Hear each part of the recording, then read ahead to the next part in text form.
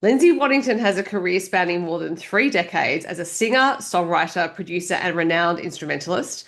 He's released 13 solo albums. He's a Golden Guitar winner and a YouTube star with almost 19 million views, which is extraordinary. His latest release, Something of a Privilege, is a special tribute to Australian music legend John Williamson. So we're going to ask him about that and about a few other things. Hi, Lindsay. How are you? Hey, Soph, how are you, mate? I'm very well, thank you. I actually going to start with the YouTube channel. The first time I interviewed you a little while ago now, we did Yeah. talk about it then. But of course, time goes on and there are now 19 million views. And you have some videos on there, studio videos that have hundreds of thousands of views. One of them's got, well, at least just one that I saw had over a million. When did you realize that people like to watch you at work? Well, oh, I think we were very lucky to start with because cane farmer's son, come from Proserpine, so to see anybody view it and comment, and then we were starting to get emails and that, or messages from YouTube saying the interaction is amazing. Like people are talking, they're wanting to talk with you. You should try this. Should try that, Okay. and that was right from the start. And we were like, oh, maybe there's something. Yeah, maybe there's something here, but I absolutely love it. I know it's weird because some people need the crowd, but maybe I am a bit simple, but I can sort of see the crowd there. Like I can play along with myself and have the boys in the rooms with me, and it's like everybody's there sitting in front of me. So yeah, I love it. I really do. Well, I don't think that means you're simple. I think it's just you're really great at connecting because you can feel it, and I guess that's what your audience is detecting, right? That they can feel that you see them there. Yeah. No, but it's really special because I grew up too, Sophie, like people saying instrumentals is a minority music. Mhm. And when I sort of was aware of it, it was because I heard the Shadows, and in a Cliff Richards movie, he in a concert he left and they played Apache and three or four songs. I'm like, what is this? And then Mhm. we got to Tamworth, and there was Lindsay Butler and Charlie Boyder and Barry Thornton, all these people doing it, and then obviously Tommy and Michael Fix and heaps from then. But I've always loved it, and people are going, "Oh, mate, if you sang more, we could do more with you." And but then now they're seeing this YouTube channel, and I think I would say the greatest thing is there's no language barrier. So Mm. we've got massive following in the Ukraine, like Philippines, Japan, and because there's no language, if you can come up with tones and sounds they like to hear, yeah, it's I think that could be it. Yeah, I like the fact that YouTube contacted you and said people are wanting to interact with you because there was clearly something about your demeanor in those videos, which are mainly you playing guitar, yeah, sitting in your studio, yeah. that they wanted to connect with you. So I would imagine that is partly down to the fact that you're an incredibly experienced live performer. You have been performing around Australia at the very least since you were a kid, pretty much. Yeah. So I wonder if it's that actually you're so comfortable in a variety of spaces that it translated to just being really comfortable on screen.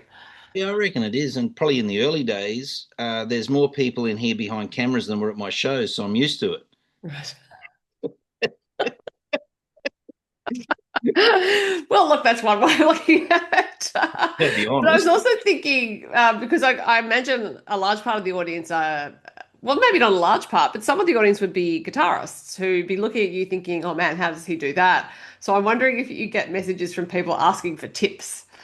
Yeah, we do. We get a lot of it, and studio nuts. And as people follow it, like I've been very lucky to work with people like Brian Cadd and Louis Shelton. Like Louis was the guitar player with the Jackson Five, who he did all that ABC and Want You Back. He's been here and recorded with me, and that's one of those ones that's had well over a million views. One of those songs.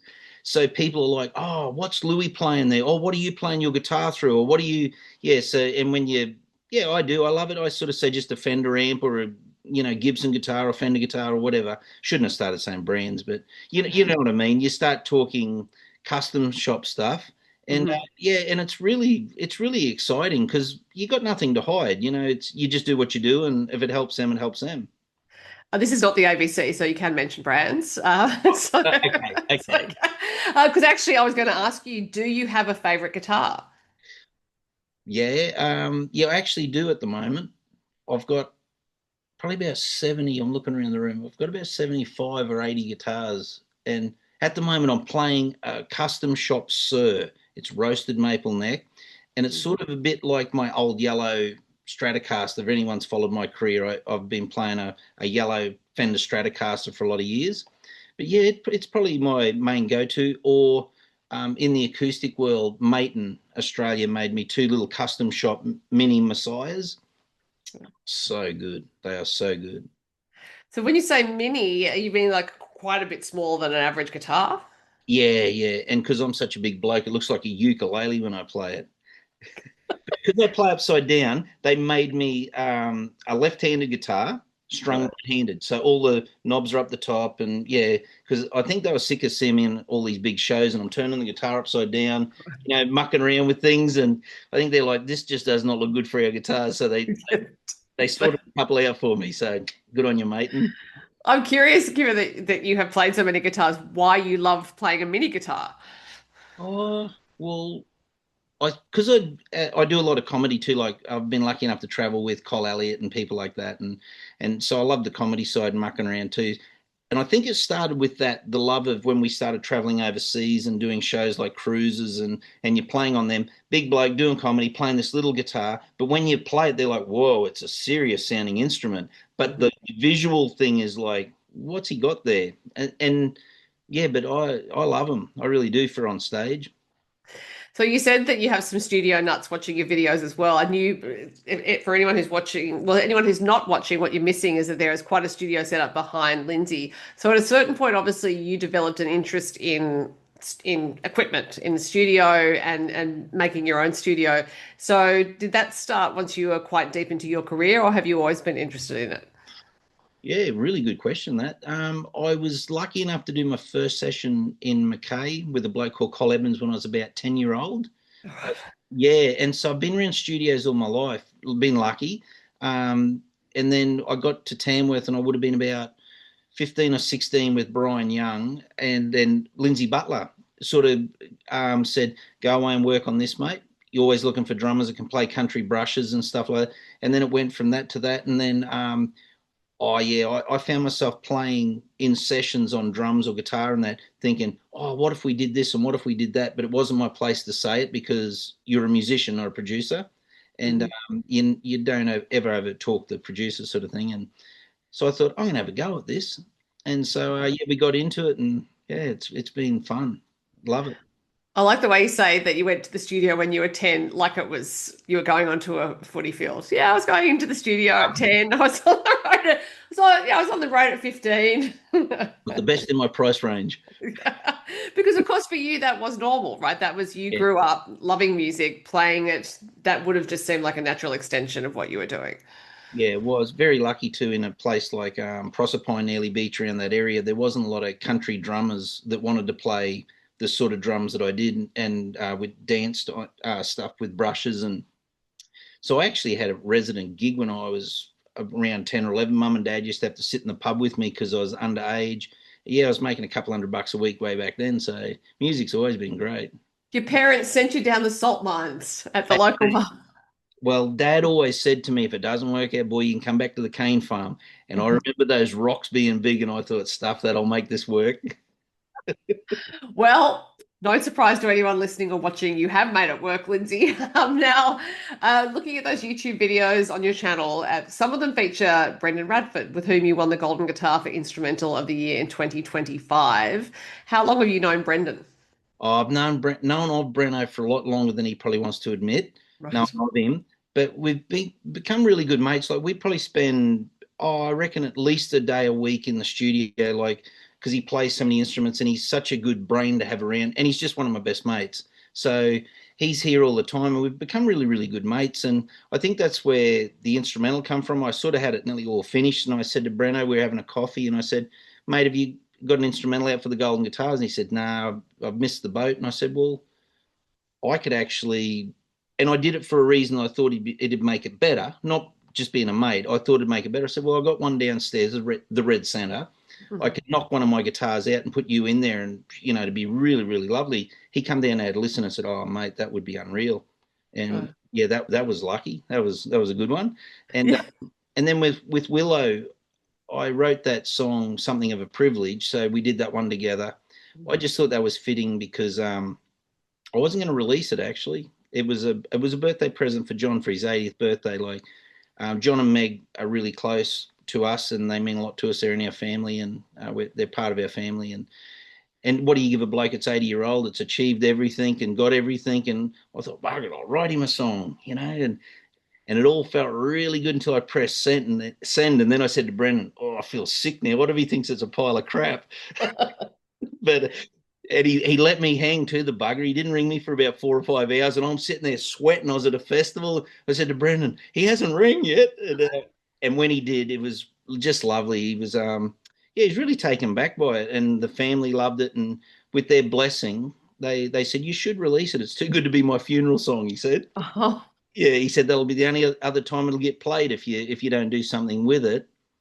And that's why we went down that line of, I sat John down and sort of said, I don't want to be one of those blokes that people say you did it to make money out of you. And so I said, they're very big into variety and variety bash, and Meg's been in it for a lot of years, and that's where they met. And I thought, well, how wonderful would it be if we could raise money out of it and donate it to your variety car, your variety bash car, and the kids can get a benefit out of it. And so that's what we're doing. that's a great line. It's too good to play at my funeral. I'll delete it for my funeral. Um, but also Brendan is on this track here. So at which Yes, point yes. did you, was on the recording of the track, at which point did you bring him in? Same thing again. I sort of run it by Brennan and said, I've got this thing I'm doing for J Dub. And on that one, I did the guitars and the drums and a lot of stuff like that. And or JW, I shouldn't say. Yeah. Sorry, I was just laughing at you calling him Jade. Yeah, sorry. You people, Australians abbreviate names. I'm that bloody lazy. I don't even say JW anymore. I'm sure. Look, I knew who you were talking about, and that's all that matters. Yeah, probably kicked me backside.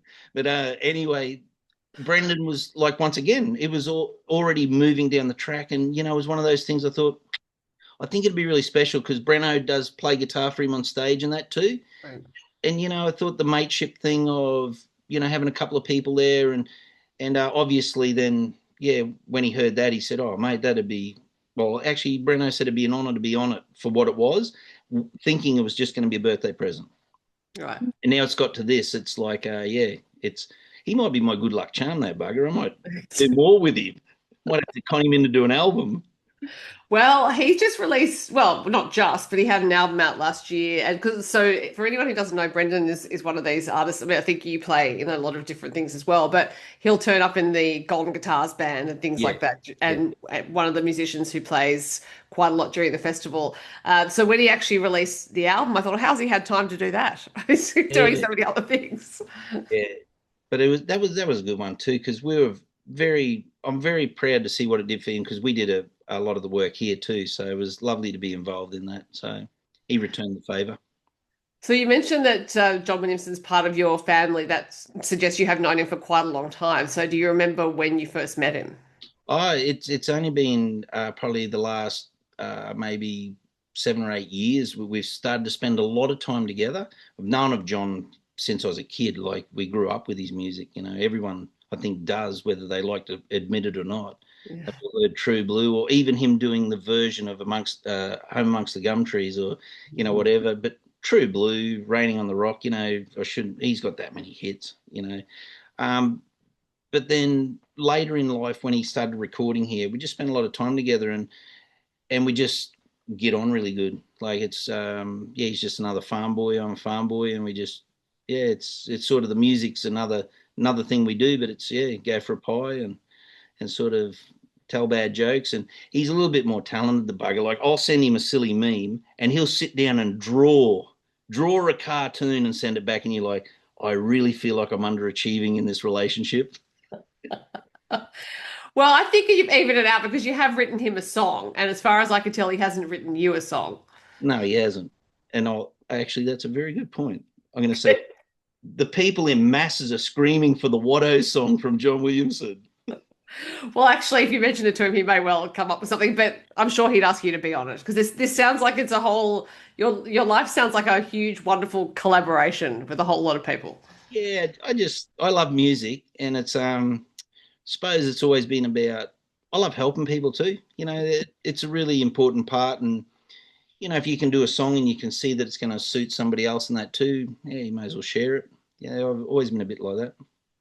So do you tend to therefore write songs and just write because you enjoy writing, and then maybe you look at it and think, oh no, that's not for me, but it could be for someone else? Yeah, I've said, I've got to give a shout out to another mate, Alan Caswell, who, like, up until probably about, once again, maybe about 6 or 7 years, I was writing all this stuff and helping people write. And I just said, it's just producing or it's whatever. And he said, it's songwriting. You're writing tunes and you're putting lines in the songs. And so I actually started to take it really serious from then. Up until then, I just took my instrumental serious, like, and then if I wrote lyrics, I'd be like, yeah, whatever. I know that sounds stupid, but yeah, I'm like, whatever. And then Kaz said, it's really, that's a songwriting thing. So I'll give him a tune and an idea. And that's how we started collaborating a lot too. And since then, I've been lucky to have Dean Perrott and Paul Ricketts and Kinsey Rose from Nashville and Michael Lusk and a lot of people around the world now. It's been fun. It's a really good venture, actually. So you're saying when you've produced artists, you have in fact contributed to the songs in terms of actual writing, but yes, you weren't considering it songwriting. No, so I didn't worry about putting my name on them, and because I never thought that was part of it. But Alan's come along and Yeah. said, if you do this and do that and get in on the ground level and take it more serious, it's actually songwriting. And then when I started doing that, it's like, wow, it's fun. It's really good. Well, and also, yes, as someone who works in a copyright industry, I'm listening to you say this thinking, yes, that is your copyright. You've contributed intellectual property. Yeah, yeah. Well, oh yeah, there's been heaps, but it doesn't matter. I never look back. Behind you is a shadow, and in front of you is a question. So yeah, we just keep going forward. I think that's a good philosophy. So obviously your studio is busy, because it sounds like you're having quite a few artists come through. I would imagine that some of them are repeat artists actually, that they've enjoyed the experience the first time and they come back. Yeah, repeat offenders we call them. Yeah, uh, I'm very lucky. We try and do our best, and I'm not saying we're the best around, but we'll give them the best we can do. And but I'm very gifted here. Like we've got people like J Dub, and you've got Dean Perrott, and people like Jeff Brown talking about young William Alexander, Paul Ricketts. We've got young ones. Brian Cadd did his last album. Even though Brian's a bit crook at the moment, we've still got a couple of projects to finish for Brian Cadd and Russell Morris, and just got some really cool people hanging around, and they're great singer songwriters. And then obviously the studio is really busy too because in around that I've got to do my own things and Yeah. which I enjoy, and then we do the social media side, which is a lot of it's done in the studio. We've started doing lives with artists and trying to help them get their music out, and they don't have to record here with the LWM like that. Mm. But if we can help people get noticed, they can record anywhere they want. But yeah. So how are you discovering the artists that you do the lives with?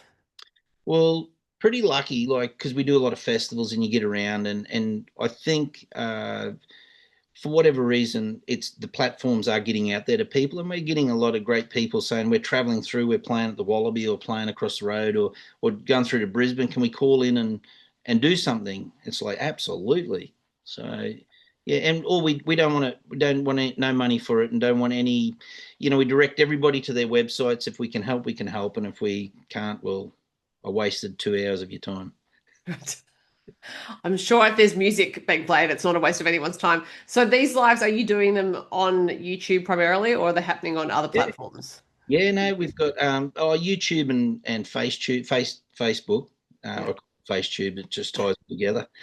But yeah, both of them together, and we do reels and that, trying to advertise them. But YouTube's really good. It's a good thing for us. Like you can put the whole thing up, and Madison, my eldest daughter, she does all the videography and all the editing and that, and she's sort of she's got in her mind like this entertainment channel, like with podcasts, games, lives, and yeah, so it's really good. So you can get on there and really just doom scroll for ages and get all different things. Yeah. Yeah. Like, Which is fantastic because it's now a family enterprise. oh, it is, yeah. And so she does that, and Regan is in the other office doing all the reels and just making sure that the two of us are doing the right thing. Yeah, right.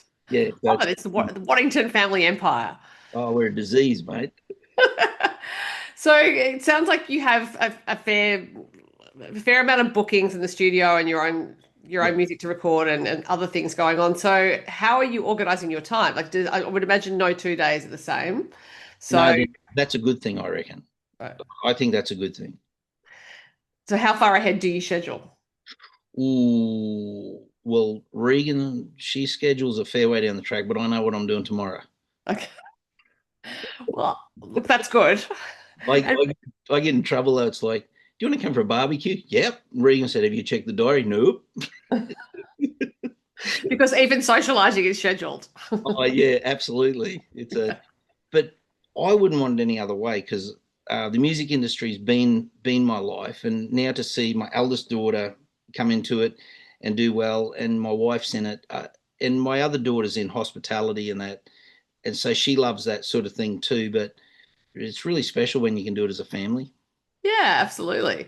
So, of course, this begs the question about your own music and writing and releasing. And because on your song "Something of a Privilege," which you've just released, you sing, which you don't necessarily do with all of your tracks. A lot of them are instrumentals, as we've discussed.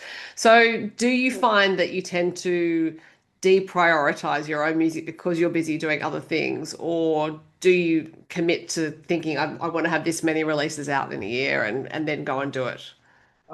Yeah, that's another great question. Yeah, I can actually sort of drop the ball on my own stuff a little bit, and like I can only have two or three songs just about done, and then I get sidetracked doing an album for someone else, and Regan's like, you know, like Little Sparrow or something like that, we're booked in with Karen, blah blah blah, and you're supposed to be putting it out, and it's like, oh, I better go and finish it then. Yeah, you know what I mean? Like you get it to a certain section, and then you move off, and so yeah, it's really good having outside influences too to push me along a little bit. Yeah, well, because I think it sounds like, you have a survey of riches. Basically, you have so many things you could do with your time, and all of it's interesting and all of it's creative. And I think that's the dream for pretty much every artist, right?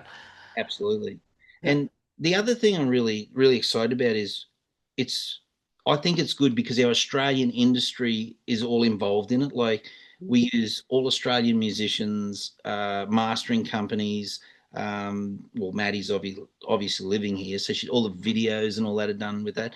It's really exciting when you get people all around the world saying, "Oh, wow, who's that on pedal steel, or who's that on drums, or who?"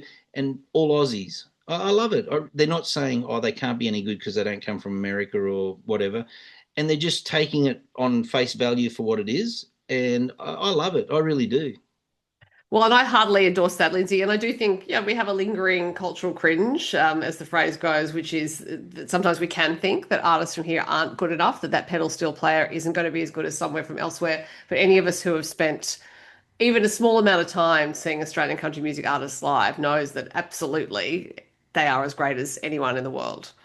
Oh, but you've got that right. And even more so on the other side, like our Australian balladeers, um, the ones that sing like Australians about Australia, well, they're the best in the world because we're the only ones that do it.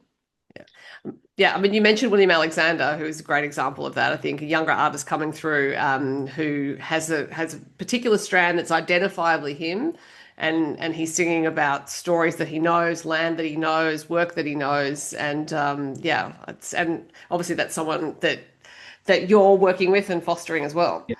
Yeah, the great thing about William is even for a young bloke like that, it's great you picked up on that. Like he's writing those songs looking through the ears of the horse.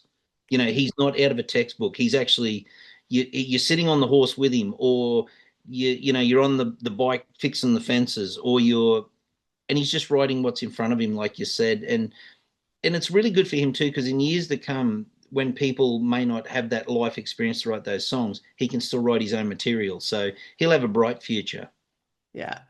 So therefore, and we've talked about the fact that perhaps you haven't scheduled your own releases well ahead. So looking for the rest of 2026, it sounds like it might be chock a block with other people's work. But do you have a sense of what you'd like to do with the rest of this year for your own music? Yeah, I will have an instrumental coming out later on in the year. But I've got to talk to Karen, to Little Sparrow. We've got a song. It's really special, actually. I've got one called Talking to a Drover. And you're the first person I've spoken to about this. So it's a real exclusive. Okay. It could blow up. It could be viral, mate. You could have thousands of comments after this. Well, I'm surprised you're not keeping it for your own platform, but there you go. Oh, bugger it. We'll do a collaboration. Yeah, but I was talking to a drover. So this is one of those special things for me again, like all but done, finished. And John was down here, John Williamson was down here just having a coffee one day and sort of just saying good day back here.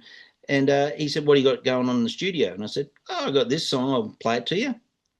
He looked at me and said, oh, I like that. And I said, well, thanks, mate.